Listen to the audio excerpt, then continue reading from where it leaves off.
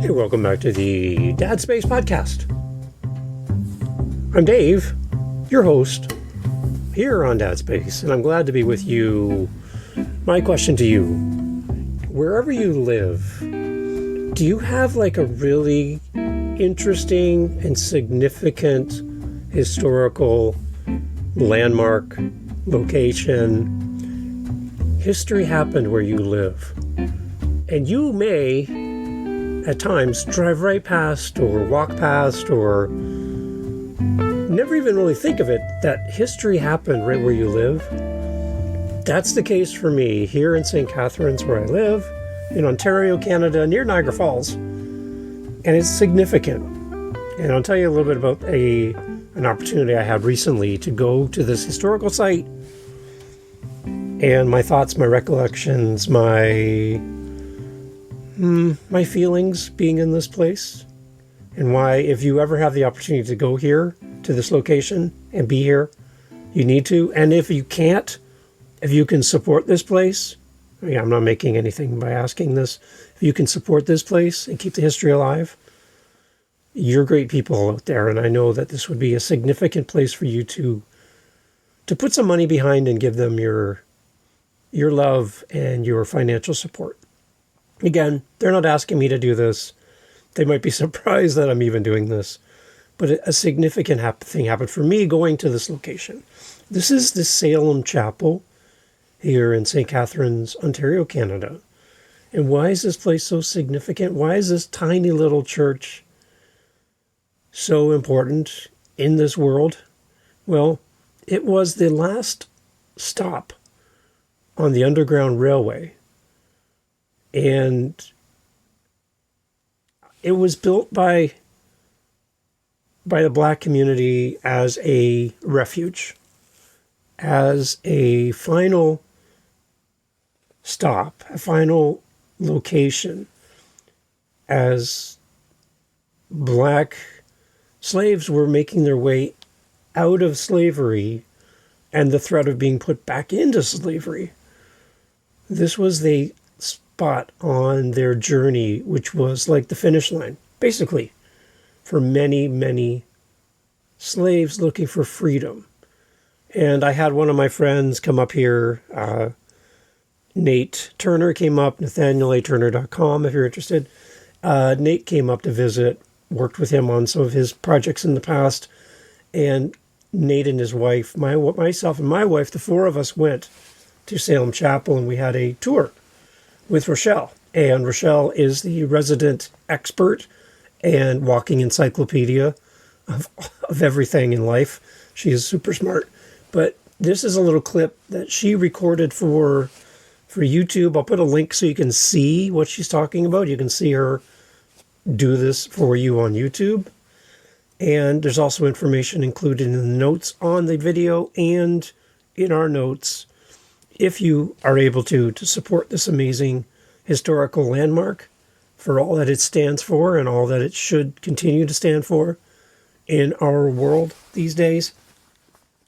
And after I play this, I'll share some of my reflections and thoughts about Salem Chapel and what it felt like to sit there in this beautiful, historical, and significant location.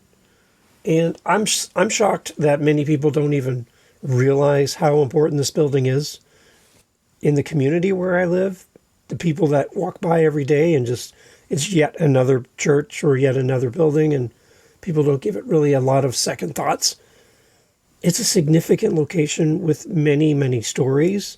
And sitting in that room, sitting in that church in those wooden, hard pews, and imagining the relief and the joy and the community. If I was able to go back in time, I would have loved to have been in the room.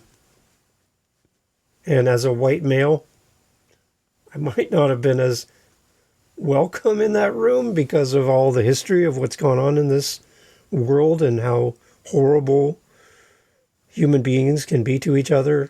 But I would just love to be in the room and to feel the community and the joy when freedom seekers found their freedom at the Salem Chapel here in Ontario, Canada, at the end of their journey, finding freedom in this country. Here's Rochelle as she kind of talks through the significance of this building and why we need to maintain and support this place. And you can help. So I'm putting it out there to you.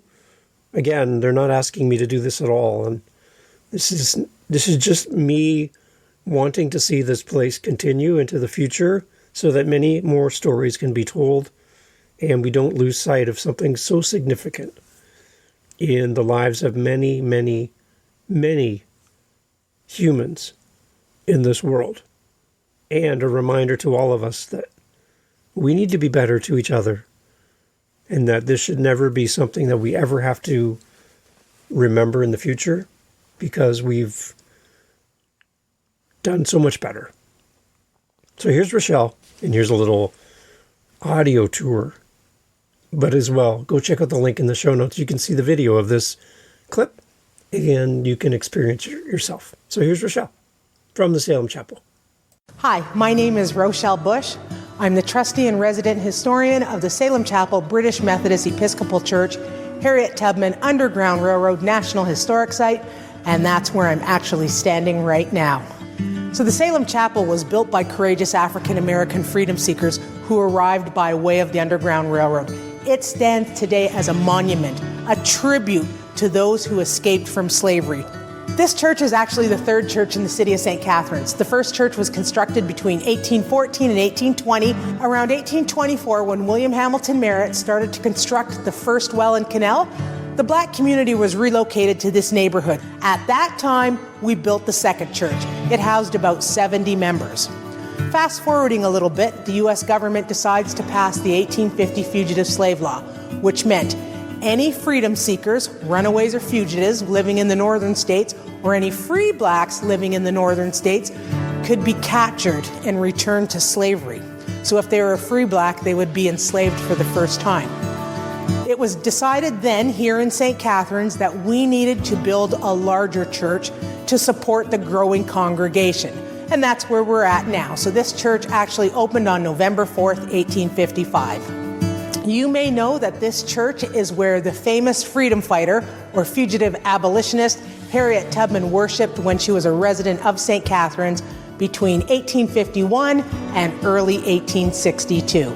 So she was born enslaved in Maryland around 1820, maybe 1822. We're not sure because dates of birth for enslaved people were not recorded. What we do know is that she escaped from slavery in 1849. She settled in Philadelphia for a brief period, and after the 1850 Fugitive Slave Law passed, she extended her Underground Railroad route here to St. Catharines. St. Catharines was a hub or a center for abolitionist activity. One of the famous figures that often came through St. Catharines was one of her colleagues, Frederick Douglass. And he said the Underground Railroad had many branches, and he identified them. Baltimore, Wilmington, Delaware, Philadelphia, New York City, Albany, New York, Syracuse, Rochester was where he was the station manager, Suspension Bridge, where freedom seekers crossed into Canada, and then he identified St. Catharines as the last stop on the Underground Railroad. It's my hope that one day you'll be able to visit the Salem Chapel and learn more about our famous member, Harriet Tubman. So there you go. Some background and history and story around the Salem Chapel. And when I went with my wife, Jan, Nate, and his wife as well, the four of us went, it was amazing because Rochelle took us through. She gave us the tour, really hands-on, answered questions, and then just gave us free time to wander around the room and wander around the building. And what an amazing feeling. There was one point, there's like an upper level that looks down into the congregation from above, and it kind of wraps around the room, and you can sit up top and look down. And as I'm sitting there, I was by myself, like everyone else, kind of milling down below, looking at the artifacts and the images on the wall and the pictures and all of the historical items from the building and the history of the building. I'm just sitting up there, like you just being in the room and imagining being back there in the 1800s and people who gave up their lives in fear, running for their life, literally. People smuggling people across the border, people facing the threat of being caught as people escaping or people helping people escape. The whole story about Harriet Tubman and who she was and how amazingly brave she was in those days when women weren't like today. Their lives were completely different back then. Being a woman and being a black woman on top of it, the struggles, the fight for her to help people find freedom. I'm like, what a story.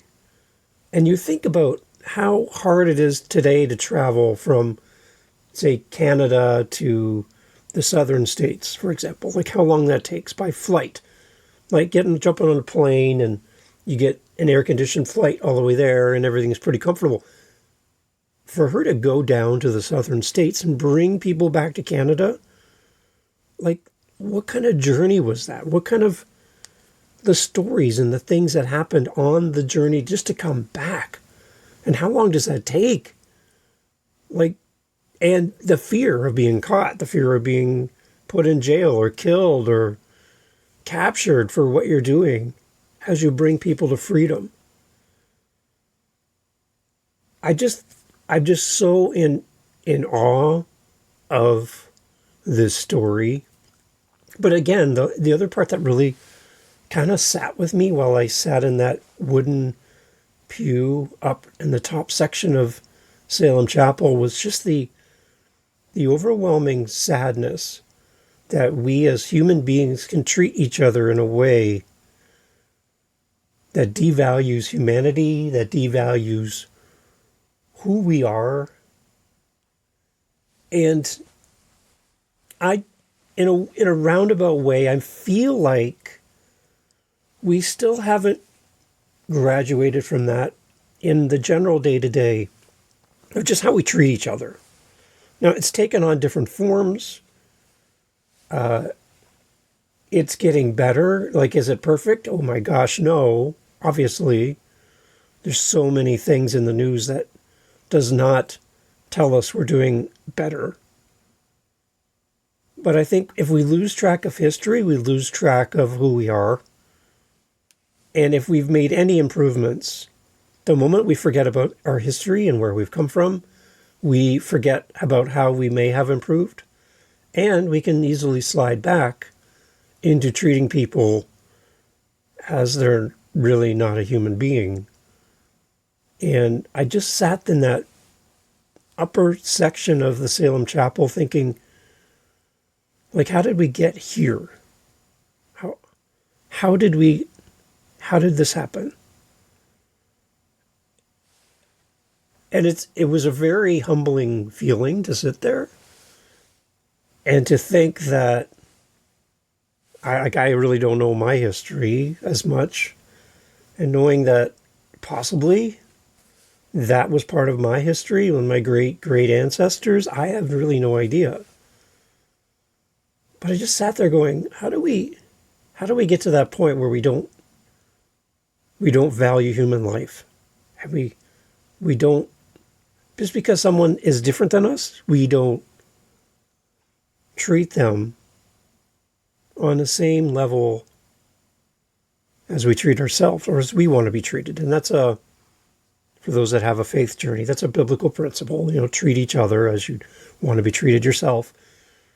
And whether or not you have a faith journey or not, that's irrelevant. It's the idea that in our culture today, we treat people differently, especially if they don't look like us, sound like us, come from where we come from, don't have a shared history with us. They identify differently than we do. And in that moment, I don't think we're any better than how we treated this community that sought freedom through the Underground Railroad. In a varying degree, we also are not treating each other in a way that brings people together. It does alienate, and it does hurt people. I just struggle sitting there going, why did we need this? Like, why did we get to this point in our world where people had to fight for their freedom in this way? This chapel has served multiple purposes for the Black community here in St. Catharines, and I think in North America. It provided shelter and support for newly arrived freedom seekers looking to escape slavery. It acted as a gathering place and a support network for newcomers coming to Canada and coming to this city in particular. And it became the center of Black activism, community organizing, and intellectualism. Many of those aided to freedom became church members in Salem Chapel and established roots in this local community where I live. And this church's significance extends beyond the Underground Railway era and continued to play a vital role in the Black community throughout the 19th and the 20th century. This humble little building. There's nothing grandiose about this. There's nothing that draws the eye and makes you go, oh, I need to go know more about this building. Many people drive by this building every day and don't give it a second thought. In recognition of its historical importance, the Salem Chapel was designated a National Historic Site back in 2000, and in 2023 it became the first international listing in the U.S. National Park Service's Underground Railway Network to Freedom program. The first international listing. Isn't that amazing? Further cementing its pivotal role in the history of the Underground Railroad. So to my U.S. listeners, and I know there's many that listen to Dad Space, and to the Black listeners of this show, and to anyone who values history, and to anyone who would love to see an historical location of this significance continue into the future. If you've ever wanted to support anything in this world, and I know there's people here who listen to this show, and for you to make a donation, a significant donation to something of importance and value in this world, could be something very easy for you to do. There's other people like me and others listening where any large donation would be hard for us to do. But even the smallest donation would help this location continue, and Rochelle and her team to continue doing tours and raising the education of this location and the significance in our world. I see the Salem Chapel as a hub for remembrance, for making us all better humans. If you ever have the chance to travel to Ontario, Canada, the Salem Chapel is relatively close, not a far drive from Niagara Falls, Ontario, Niagara Falls, U.S. So after you're done doing the tourist traps and you want to connect with a location that is significant, make sure you reach out ahead of your trip and connect with Rochelle and her team. Again, all the links will be in the notes.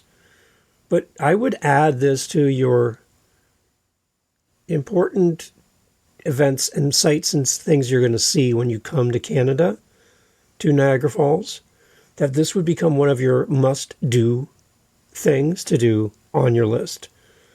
It's a very humble little neighborhood. It's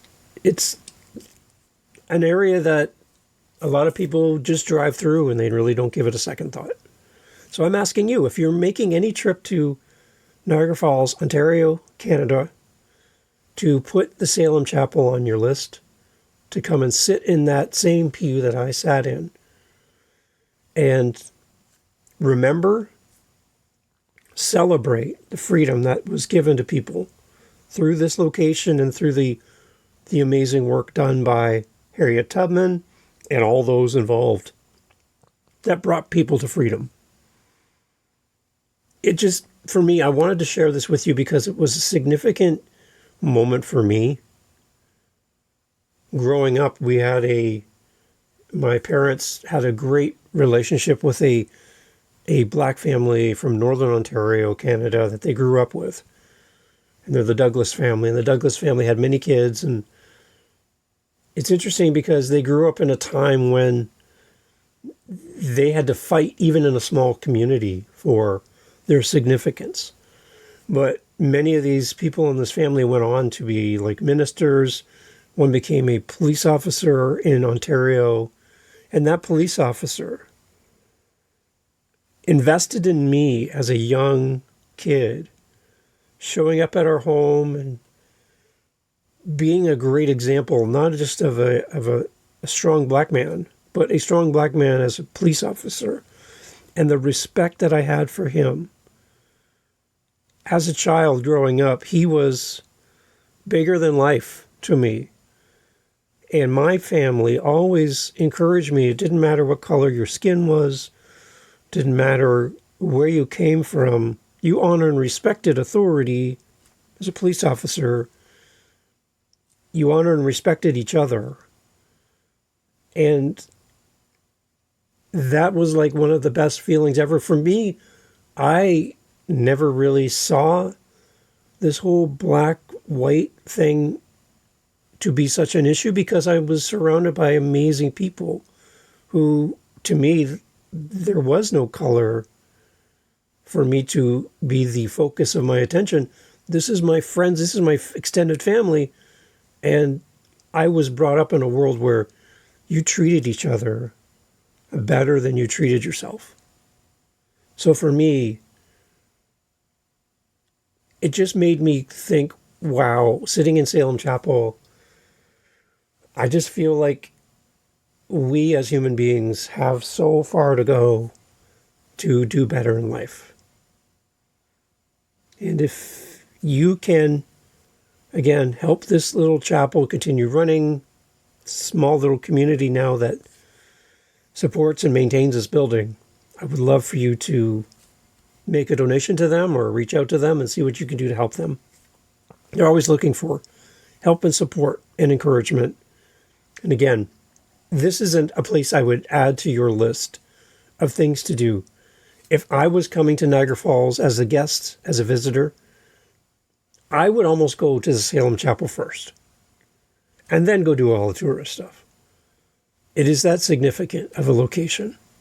It's humble. It's meek. It's a gentle place, full of reflection, full of history. And if this is any part of your story, please add this place to your locations that you're interested in and you need to know more about.